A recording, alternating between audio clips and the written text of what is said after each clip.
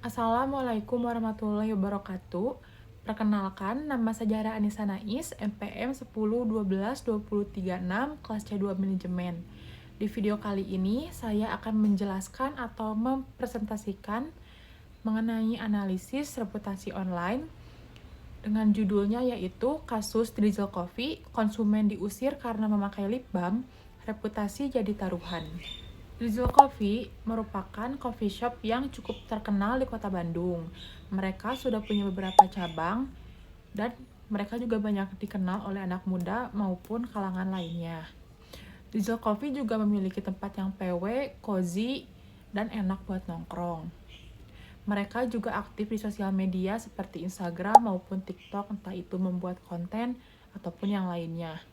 Nah, kelebihannya itu kebetulan waktu itu saya pernah berkunjung ke salah satu cabangnya yang di daerah Tubagus Ismail. Untuk harganya itu cukup murah.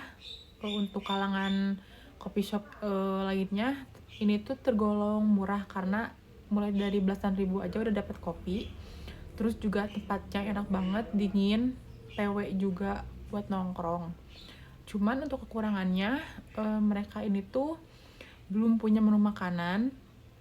Terus juga buat tempatnya itu kebanyakan outdoor, jadi kurang cocok kalau misalnya musim hujan.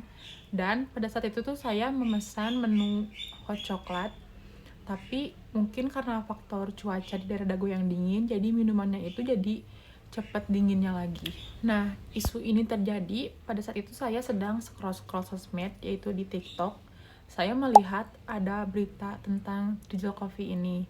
Jadi awal mulanya tuh ada konsumen yang curhat di Twitter atau X bahwa dia itu merasa direndahkan oleh karyawan di Drizzle Coffee. Jadi dia tuh hanya memakai lip balm saat di Drizzle Coffee, tapi ada seseorang yang katanya mengaku sebagai manajer. Dia itu bilang kalau misalnya saya nggak suka kamu di sini, kamu pakai lipstick katanya. Padahal itu hanya lip balm. Nah, setelah beritanya viral di X lalu ke TikTok, beritanya jadi booming. Terus juga setelah Drizzle Coffee ini viral, sosmed mereka pun banyak diserang oleh netizen. Tapi ada netizen yang berkomentar bahwa hal tersebut adalah hal yang menyimpang dan tidak harus untuk dibenarkan. Nah, Drizzle Coffee ini tuh nge-like postingan komentar tersebut, yang secara tidak langsung Drizzle Coffee ini tuh mendukung bahwa konsumen tersebut tuh memang menyimpang. Nah, ini yang makin membuat isunya memanas dan menyatakan bahwa Drizzle Coffee ini tuh mendiskriminasi terhadap gender. Nah, setelah isu tersebut terjadi, Drizzle Coffee ini hanya menonaktifkan kolom komentar dan tidak melakukan respon apa-apa.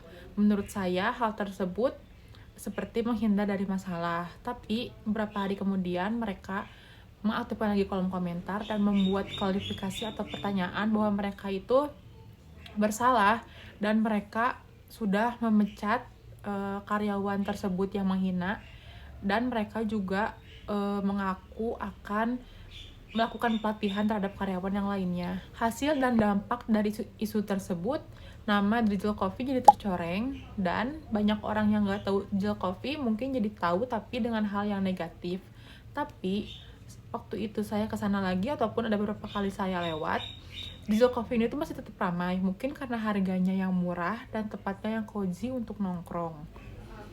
Hal yang bisa dipetik dari kasus ini adalah bahwa estetika tempat dan harga itu nggak menjamin semuanya, dan itu nggak terlalu penting dibandingkan dengan sikap dan etika karyawan maupun barista, manajer, ataupun siapapun itu lebih penting daripada sekedar harga maupun estetika tempat.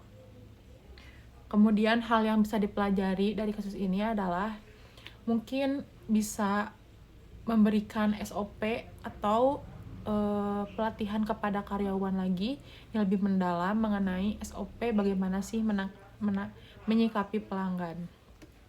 Kemudian kesalahan yang harus dihindari kasus ini adalah mungkin menghindar adalah sesuatu yang buruk dan tidak direkomendasikan jika terkena masalah.